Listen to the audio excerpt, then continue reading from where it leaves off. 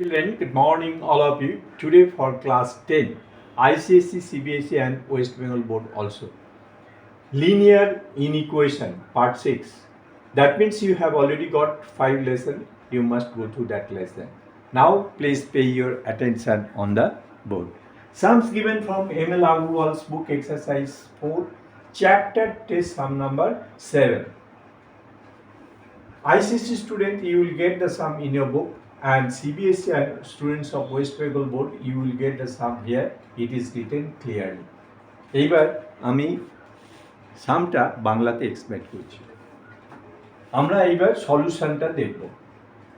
First আমরা ইকুয়েশনটা লিখে নেবো, এক্স বিলংস টু আর, এটাও আমরা পরিষ্কারভাবে লিখে নেবো। তারপর তো তোমরা আগেই দেখেছো এটাকে দুটো ইকুয়েশনে আমরা ভেঙে দিচ্ছি, 2x - 3 greater than equal to x.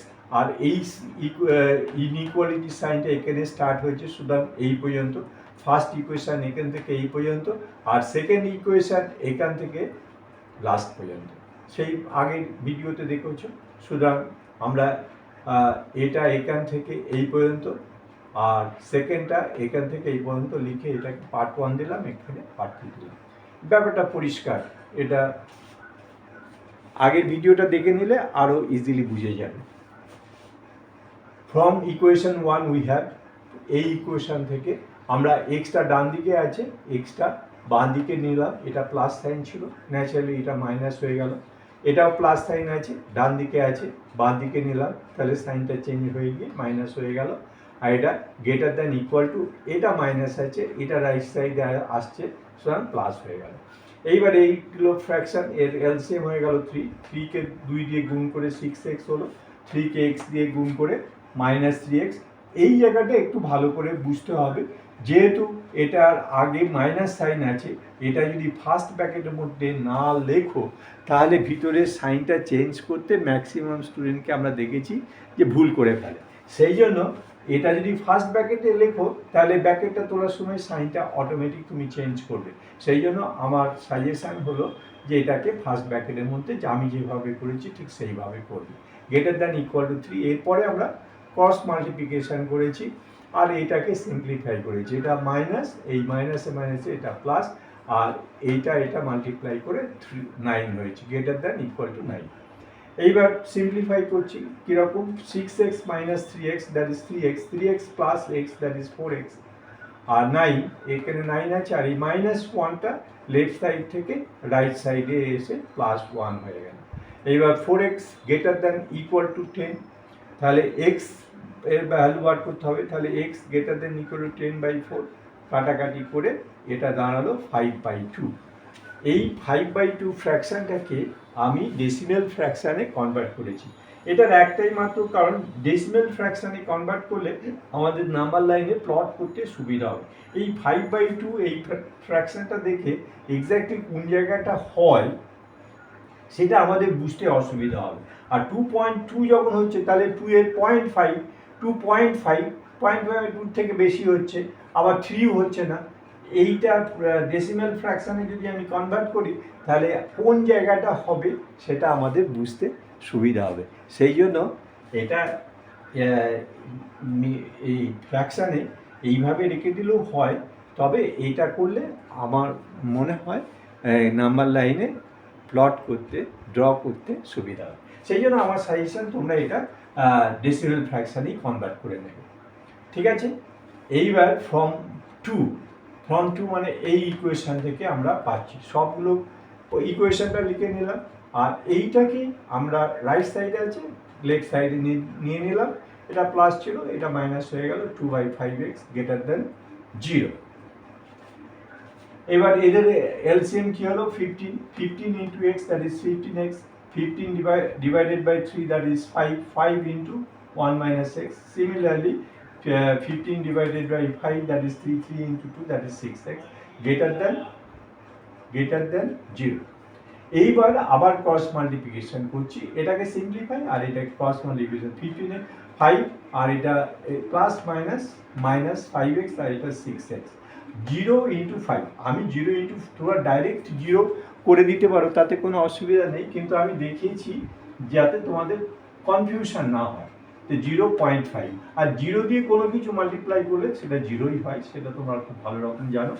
তবে এটা আমি করলাম কেন, ডাইরেক্ট 0 বসালেও কোনো অসুবিধা ছিল না, তোমাদের সুবিধার্থে আমি এটা দেখালাম। এইবার 11x minus 15x, 15x minus 5x minus 6x, minus 5x minus 6x, that is minus 11x plus 5, 15x minus 11x, that is 4x, and this 5 left hand side আছে, এটাকে রাইট সাইডে নিয়ে নিলাম, minus 5 হয়ে গেল। আমাদের x এর value বার করতে হবে, তাহলে x greater than minus 5/4, x greater than minus। এইবার এই ফ্র্যাকশনটা, এটা যেরকম 5/2 আছে, এটা মেন্টালি আমরা করে ফেলতে পারি, 2.5 হবে, কিন্তু এটা মেন্টালি করা যায় না তা না, কিন্তু ডিভিশন করলে ভুল হওয়ার চান্সটা একদম থাকবে না। এই ডিভিশনটা আমরা রাফে না করে আমার সাজেশন ফেয়ারেই করবে। রাফে নাম্বারটা তুলে আবার রাফ থেকে ফেয়ারে আনতে গিয়ে অনেক সময় আমি দেখেছি অনেক ছেলে মেয়ে ভুল করে, আর এখানে ফেয়ারে করলে তো আমার কোনো অসুবিধা নেই। সেই জন্য আমার সাজেশন তোমরা এই ডিভিশনটা ফেয়ারেই করবে। ফেয়ারে করে আমাদের কী এলো, -1.25, তাহলে দেয়ারফর এক্স গ্রেটার দ্যান -1.25, এটা এই পর্যন্ত হয়ে গেল। এইবার যে জায়গাটা আসছে কম্বাইনিং 1 and 2, এই জায়গাটা আবার একটু বুঝতে হবে, অন্যান্য অঙ্কের থেকে এই জায়গাটা একটু আলাদা। এখানে দেখো এটাও গ্রেটার দ্যান ইকুয়াল টু আছে, আর এটা গ্রেটার দ্যান আছে। গ্রেটার দ্যান থাকলে এর থেকে বড়, আর যদি ইকুয়াল সাইন থাকতো এখানে, তাহলে ভ্যালুটা এখান থেকেই শুরু হতো, -1.25। যেহেতু এখানে ইকুয়াল সাইনটা নেই, গ্রেটার দ্যান আছে, তাহলে এই ভ্যালুটা এটার মধ্যেই পড়ে যাচ্ছে গ্রেটার দ্যান, সেই জন্য এটাকে আর লিখতে হচ্ছে না। Combining x greater than equal two 2.5 since x greater -1.25, এই জায়গাটা একটু ভালো করে বুঝে নাও। আর একবার বলছি, যেহেতু এটা গ্রেটার দ্যান আছে আর এটা গ্রেটার দ্যান ইকুয়াল টু আছে, এটা যদি ইকুয়াল সাইন থাকতো তাহলে ভ্যালুটা 1.25 2.5 থেকে শুরু হতো, যেহেতু ইকুয়াল সাইন নেই সেই জন্য গ্রেটার দ্যান, এই গ্রেটার দ্যান ভ্যালুটা এর মধ্যে পড়ে যাচ্ছে, সেই জন্য আমরা কম্বাইনিং করে x greater than equal two 2.5 লিখলেই হবে। এইবার সলিউশন সেটটা লিখতে হবে। Solution set within second bracket x such that x belongs to r, x greater than equal to 2.5, ঠিক আছে। এইবার তোমাকে নাম্বার লাইন ড্র করতে হবে। নাম্বার লাইন তোমরা আগেই দেখেছো, একটা স্ট্রেট লাইন ড্র করতে হবে এবং দুই দিকে অ্যারো সাইনটা দিতে হবে। অ্যারো সাইনটা, ফার্স্ট লাইনের অ্যারো সাইনটা পরিষ্কার দেখা যাচ্ছে না, এটাকে একটু পরিষ্কার করে দিয়ে দিও, এইটাকে একটু বাড়িয়ে এই অ্যারো সাইনটা দিয়ে দেবে। এটা তো কন্টিনিউ হচ্ছে, সেই জন্য ওরকম দেখানো হয়েছে। লাইনটা ড্র করেই তুমি সঙ্গে সঙ্গে এটার নামটা দিয়ে দেবে এক্স ড্যাশ। তারপর তো জানো স্কেল তৈরি করতে হবে, 0 থেকে 1 2 3 4 5, এটা তো কন্টিনিউ করবে, তুমি আর কত দূর পর্যন্ত লিখবে, সেই জন্য 4 5 লিখে দিয়ে 4 পর্যন্ত লিখলেও হতো। আর এদিকে ও লাইনটা দেখিয়ে দেবে, কিছু ভ্যালু লিখে দেবে, একটা দুটো লিখে দেবে। আর যেটা ভাইটাল এখানে, সেই জায়গাটা ভালো করে লক্ষ্য করো, এটা কিন্তু আমরা যে স্কেলটা ড্র করি সব ইন্টিজার 2 3 4 5, আর ভ্যালুটা এসছে 2.5 ফ্র্যাকশন। তো ফ্র্যাকশনের স্কেল তো আমরা বানাইনি, এটা কোথায় হবে সেই জায়গাটার জন্যই আমি বলেছিলাম এটা ডেসিমাল ফ্যাক্টর 2.5, তাহলে 2 থেকে বেশি, আবার 0.3ও নয়, তাহলে 3 থেকে কম, তাহলে 2 আর 3 মধ্যে হবে। 2 আর 3 মধ্যে হলো লিখলে, ডিপ ডট দিলে, ডিপ ডট, তারপরে এটা যে 2.5টা আমি লিখেছি ওইটা লিখে দিতে হবে।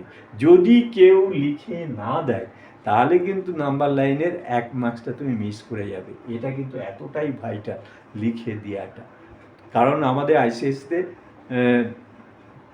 পার্ট মার্কস আছে, এই পার্ট মার্কসটা তুমি যদি না লেখো তাহলে মিস হয়ে যাবে। সেই জন্য এটা 2.5টা পরিষ্কার করে লিখে দেবে, লিখে দিলেই আমাদের হয়ে গেল। আর তো কোনো ব্যাপার নেই, আর সব ব্যাপারগুলো সব আগের মতো।